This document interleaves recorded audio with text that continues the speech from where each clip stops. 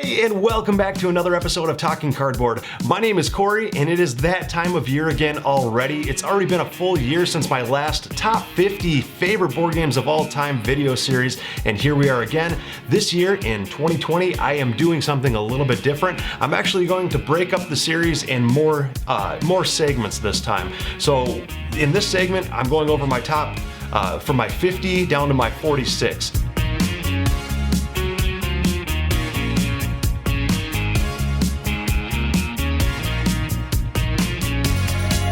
Something else that I'd like to add is that there are 14 brand new games to the list this year. So I'm very excited to bring those games to the table. 14 brand new games that I hadn't played enough since the last list that have made my top 50 favorite games of all time list this year. That is quite a lot of games. I'm excited to get to talking to you all about that. So without further ado, let's get to my game number 50. Number 50. All right, and game number 50 is actually brand new to the list. It is one of the new 14 games to the list for this year, for the simple fact that I just hadn't gotten enough plays of it over, before the last video. So got plenty of plays of it now, and I'm confident to say that it easily makes my top 50 games of all time, and that game is Kanban. So in Kanban, it is a game where you're basically running this automobile factory. It is a very, very heavy Euro game, worker placement. But having said that, in most worker placement games, you have multiple workers that you're sending off to the board. In Kanban, it's unique because you only have one worker to send to the different spots. So basically, you've got this warehouse, everything from the boardroom to developing brakes and different parts for the vehicles, and actually a track where you can test run the vehicles to make sure they run efficiently before sending them off into full production. And there is just so many different departments that you can visit to do different things in this game, but only with that one worker. It's a very unique mechanism where each spot, once it's filled, nobody else can go there. But depending on which department you placed your worker in, that will actually trigger in the order from left to right on the board. So some of the actions might not be as appealing, but if you want to trigger them before the other players do, then you have to place them more ahead of time on the board. And it's another cool thing where time is a resource in this game. So the more you spend time doing things, the less of an opportunity you have to go to different spots and so on and so forth. But Kanban, very crunchy, very strategic. I just love all the different options and just trying to run your automobile factory better than the rest. Another really unique and cool mechanism in this game is there's Sandra, which is your boss. It's the supervisor at the company, and she is going around to each department, and if you get stuck in the same department as her, it could be a bad thing if you are not performing well. She basically does a review on your work and on your progress, almost like you're working there as a job, and if you are performing poorly, she will review you poorly, and you can get some negative points for that, or some bad things that can happen to you. But if you are performing well and you get a great review from your boss, well, obviously good things are to follow. So that's really neat as well. Doesn't sound too appealing on the surface, it being kind of like a job simulation in a way, but it is a lot of fun, and one to check out. That is Kanban. Number 49. All right, and number 49 on my list this year was actually number 41 last year, so it has dropped 8 spots.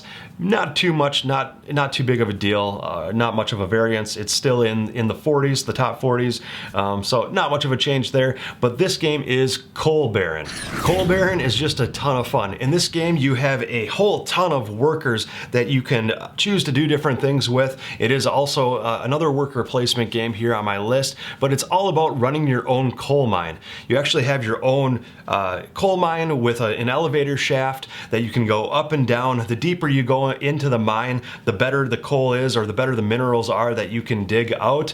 The further toward the surface, the worse they are. But you're basically gathering these different mine carts that can go in and out of your tunnels and collect these minerals and coals or whatever you need to fulfill these contracts. You're collecting contracts that different people need. They want different types of resources delivered to them. They also want you also are in need of a different type of transportation for these different resources too. So some of them require that you bring it by cart, some of them by truck, some of them by I think train. But you have these different ways that you are bringing these coal to these customers to fulfill the contracts. The coolest part about this game, and the part that gets me the most excited about this game, is that once you go to a place on the board to take an action, that place is actually not blocked. Unlike Kanban, my last choice on this list here, the place is not blocked. But the cool thing is that if you want to go to that spot, you actually have to place one more worker than what is already there. So if somebody goes before you and places one worker on that to take that action, then you have to place two of your workers there to use that same action. You kick the other one out to the break room and you get to place your two workers. And now if your opponent wants to go there for another action at that same spot, they have to place three workers out on that spot. So it's very cool. You're not blocking spots, but it does get more and more expensive. You do have a finite number of workers that you're placing out on the board. So obviously the more times you do the same action, the more workers you're spending to do that action. So eventually you'll run out of workers quicker and quicker by doing so. But like I said, you're getting different carts in your mine, and you're getting a different number of actions on different spots to either raise or lower the elevator to get to these different mine carts to collect that coal, bring it to the surface, and transport it out to fulfill your contracts. Very quick game too. It doesn't last very long. But it has a whole lot of thinkiness and crunchiness and a whole lot of depth. It's not an overly deep or complex game, but it has a whole lot of depth for the length of the game, for how quick it plays. So that is Coal Baron. Definitely love this one. Number 48. All right, in my number 48 game, I actually didn't own during this list last year, so got a ton of plays of it since then over the past year though, and just love it to bits. This is a two-player exclusive game that I just fell in love with after the first time playing it, and honestly, the more and more I play it, the more I'm finding these little nuances and depths to the game, and I'm just liking it more and more and more. Like I said, new to the list, and that game is Raptor. So in Raptor, like I said, it is a two-player exclusive game. One player takes on the role of the Velociraptors, the other player takes on the role of the scientists, and you're both going after different goals in the game. The Raptors have a couple different goals where if you can get your baby Raptors, or if the mother Raptor can get their baby Raptors to safety, you can win the game. Another way is to kill all the scientists, and the scientists are basically trying to collect enough baby Raptors by putting them to sleep in order to study them better. So each player has a couple different goals or a couple different win conditions to win the game. What's really, really neat is that each player has a deck of 9 cards. They are numbered 1 through 9, so each card is unique and has its own number on it. Also, each card has its own special ability on it as well. The really cool part about this game is that you each play one card down simultaneously and flip them face up at the same time. The player who played the higher number card takes the difference out of the two cards and gets that many basic actions to do with their characters. Basic actions are anywhere from move around to, if you're the scientist, you can shoot at the Velociraptors. If you're the Raptors, you can down the scientists and take them out and kill them and do different basic actions like that. So let's say I were the Raptor player and I played a 7 and the scientist player played a 3, I would get 4 actions, the difference between 7 and 3, 4 of my basic actions. But the really cool thing too is deciding when you might want to play, or you might think that you're playing the lower card versus what your opponent is playing, because if you play the lower card, you get that special ability on the card. So you don't get any basic actions because your card is lower than the other player's card, but you get that unique special ability to that card you played. And those special abilities can be very powerful during different circumstances in different situations. And it's just a ton of fun going back and forth trying to decide on when is a good time to play a lower card than your opponent, trying to guess what number they're going to play, and when is it most beneficial to hang on to those high cards, to play those, to go as far above and beyond your opponent as possible to get as many basic actions as possible. So it's a cat and mouse game, back and forth, asymmetrical goals, asymmetrical cards, asymmetrical powers, and you're really just trying to outguess your opponent, and it's just a whole lot of fun. Definitely on the lighter end of the game spectrum, but just a ton of fun, and definitely worth a try. That game is Raptor. Number 47. All right, and my number 47 game actually just slipped one spot. It was number 46 last year and now number 47 this year. So it hasn't really gone up or down in any way, and I love it all the same. I didn't get a whole lot of plays of this game over the last year, and I wish I had gotten more plays of it. But honestly, there is a mechanism in this game that's kind of a turnoff to a lot of players, and I don't know why. I don't know if people get a little bit weirded out by it, but this game has a blindfold aspect to it. It's a party game, and that game is When I Dream. When I Dream, a ton of fun. Like I said, the active player actually puts on a sleeping mask, a blindfold, so they can't see anything of what's going on. The other players basically flip over cards, and it's a timed, you have a time limit, and as they flip over cards, that one at a time, they give clues to the blindfolded person on what the card is showing and what the image is on the card. The cool trick to the game is that some players are trying to get the blindfolded person to guess the correct answer, and some players are trying to throw off the blindfolded person on what it could be. So let's say you're on the team that's trying to get the blindfolded person not to guess the answer. You don't want to be so far off that it's ridiculous that the person who's blindfolded is like, that has nothing to do with it. I know that they're just trying to lie to me and try to throw me off, so I'm just going to listen to the other people saying what they have to say. You want to get it close enough and relatable enough to the true image that's on the card that they're not really too sure exactly what's on the card. So you're really trying to throw them off. Those are the boogeyman players. Whoever gets, let's say you're on the good team, and if you get that person, that blindfolded person, guess a certain number of cards correctly, you get that many points. Same holds true with the boogeymen or the bad people. If they, however many wrong answers the blindfolded person gets, they get points for that as well. The person who's blindfolded gets points for how well they're doing, and it's just a whole lot of fun. Everybody gets one chance to be the blindfolded or two chances to be the blindfolded person, depending on how long you want to play the game. And I don't know, I've just had a blast every single time with this game. It gets a lot of laughs. It's really fun trying to get the person to guess the right answer, and it's a lot of fun trying to get them to guess the wrong answer to what's on the card. So I have fun either way. But like I said, that whole blindfold thing, some people get grossed out by it or weirded out. I don't know. But anyway, if that sounds interesting to you, definitely worth a look. It is one of the most unique party games I've ever played, and that is When I Dream. Number 46. And last on the list today is my number 46 game. It was actually number 36 last year, so it has dropped 10 spots.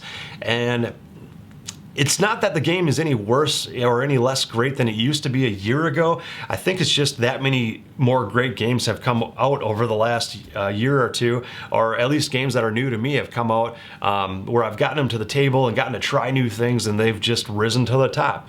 And just surpassed this game. But like I said, it doesn't mean this game is any worse than it used to be, and that game is King of Tokyo. In King of Tokyo, it is my favorite Yahtzee style game where you chuck a handful of dice and get to do different things with it. I've explained King of Tokyo in many of my videos, and just obviously on my last top 50 favorite board games list, I explained it in depth as well. But basically, it's a very simple game at heart. When it's your turn, you roll a handful of dice, and you can, like in Yahtzee, you can score points by rolling sets of different numbers. So if you roll a set of ones, like 3 ones, you get 1 point. If you roll a set of 3 twos, then you get 2 points, so on and so forth. If you can get up to 20 points before any of the other players, you win the game. That is one way to win the game. But another way to win too is actually fighting with the other monsters. So when you roll these claw symbols on one of the sides of the dice, you can decide to go into Tokyo. If you're the first player, you have to go into Tokyo, and basically, if you're in Tokyo, anybody else around the table, as it goes on to their turn, if they roll claws, they're doing damage to you. And if they do enough damage to defeat you, which is 10 points of damage, you are out of the game. So it is really kind of a push your luck style game where how long do you want to stay in Tokyo? Because the longer you stay in the Tokyo, if you choose to stay in there when it gets to your turn for another round around the table, you get 2 victory points for that. And like I said, if you get up to 20 victory points, you win the game. The really cool thing too, though, is if you are the monster that's in Tokyo and you're rolling those claw symbols, that actually does that much damage to all the players around the table.